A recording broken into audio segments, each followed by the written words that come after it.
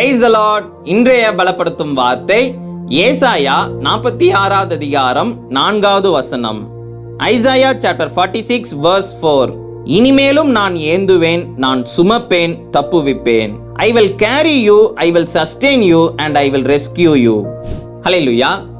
இன்றைக்கு எத்தனை பேர் உங்களுடைய வாழ்க்கையில என்னால் இதுக்கப்புறம்லாம் வாழ முடியாது ஏசப்பா, ஐயோ என்னை விட்டுருங்க, நான் இந்த உலகத்தை விட்டே நான் போயிடுறேன், நான் செத்து போயிடுறேன், என்னை விட்டுருங்க, என்னால் இந்த பிரச்சனையில மத்தியிலலாம் என்னாலலாம் வாழ முடியாது, ஐயோ இந்த உலகத்தில் என்னாலலாம் வாழ முடியாது அப்படின்னு சொல்லி இன்னைக்கு எத்தனை பேர் அப்படி நீங்கள் சொல்லிட்டு இருக்கிறீங்க? நிறைய பேர் இன்னைக்கு அப்படி சொல்கிறாங்க, அப்படி தானே? ஒரு சின்னதாக ஒரு பிரச்சனை வந்துச்சு, ஏதோ ஒரு காரியத்தை யோசிச்சு அவங்க கவலைப்பட்டு ஒரு டிப்ரெஷனில் அவங்க தவறான ஒரு முடிவு எடுக்கிறாங்க. நல்ல ஒரு காரியத்தை நீங்கள் யோசிச்சு பாருங்க. இந்நாள் வரைக்கும் உங்களை பாதுகாத்து, உங்களை தாங்கி, உங்களை சுமந்து, எல்லா பிரச்சனையிலேருந்து உங்களை தப்புவித்தது இயேசு கிறிஸ்து தான்.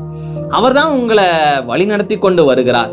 அவருக்கு தெரியும்ல இனி உங்களுடைய வாழ்க்கையிலும் என்னெல்லாம் செய்யணும், எப்படி அவர் உங்களை வழி நடத்தணும்னு சொல்லி அவருக்கு தெரியும். அப்போ ஏன் நீங்களே உங்களுடைய வாழ்க்கையை நீங்க தீர்மானிக்கிறீங்க? ஏன் நீங்களே உங்களுடைய வாழ்க்கையில அவ்வளவுதான் நம்முடைய வாழ்க்கை முடிந்து விட்டது என்று சொல்லி நீங்க ஒரு ஃபுல் ஸ்டாப் வைக்கிறீங்க? அப்படி செய்ய அவசியமே இல்லை.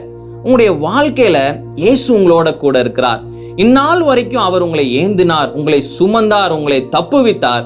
இனிமேலும் நான் உன்னை ஏந்துவேன், நான் சுமப்பேன், உன்னை தப்புவிப்பேன் என்று இயேசு உங்களை பார்த்து வாக்கு பண்ணுகிறார்.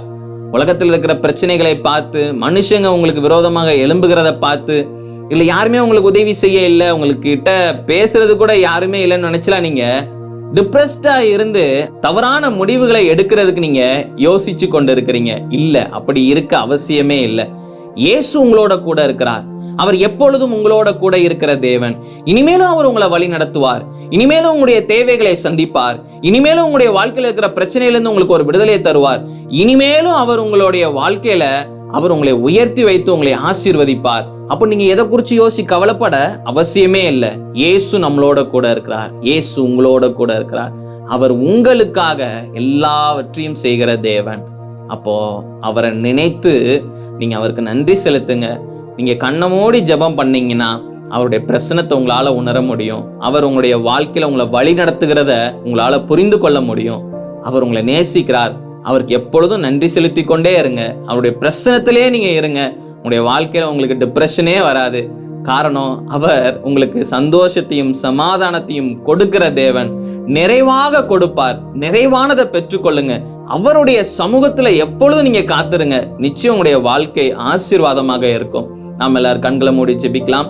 எங்களை நேசிக்கிற நல்ல தகப்பனே இயேசுப்பா, பிள்ளைங்க இந்த நாள்ல அநேக காரியங்களை குறித்து யோசிச்சு கலங்கி போய் கவலையோட இருந்தாங்க. ஆனாலும் ஆண்டவரே இயேசுப்பா, நீங்க பேசின வார்த்தைகள் பிள்ளைங்களை இந்த நாள்ல பலப்படுத்தி இருப்பதற்காக நன்றி செலுத்துகிறேன் அப்பா. இனிமேலும் உன்னை ஏந்துவேன் மகனே, இனிமேலும் உன்னை நான் தாங்குவேன், இனிமேலும் எல்லா பிரச்சனையிலிருந்து உன்னை தப்புவிப்பேன் என்று வாக்கு பண்ணியிருக்கிறீங்கப்பா. அதற்காக உமக்கு நன்றி செலுத்துகிறோம் அப்பா. நீங்க பிள்ளைங்களை வழி நடத்துங்க, ஆசீர்வதிங்கப்பா. இயேசுவின் மூலம் ஜெபிக்கிறேன் பிதாவே. ஆமேன், ஆமேன், ஆமேன். வாழ்க்கையில சில சமயம் நீங்களாவே எமோஷ்னலா சில விஷயங்களை யோசிச்சு டெசிஷன் எடுக்கிறீங்க. அப்படிலாம் செய்யறதுக்கு அவசியமே கிடையாது. ஏசப்பா கிட்ட கேட்டு பண்ணுங்க. வேத வசனத்தை வாசிங்க, தியானிங்க. சரியான டெசிஷனை எடுக்கிறதுக்கு ஆவியானவர் உங்களுக்கு கற்றுத் தருவார். அப்படி நீங்க ஒவ்வொரு காரியங்களும் நீங்க டிசைட் பண்ணுங்க. நிச்சயம் உங்களுடைய வாழ்க்கையில நீங்க ஒரு பெரிய சக்சஸை பார்ப்பீங்க. கர்த்தர் உங்களை ஆசீர்வதிப்பாராக. ஆமென்.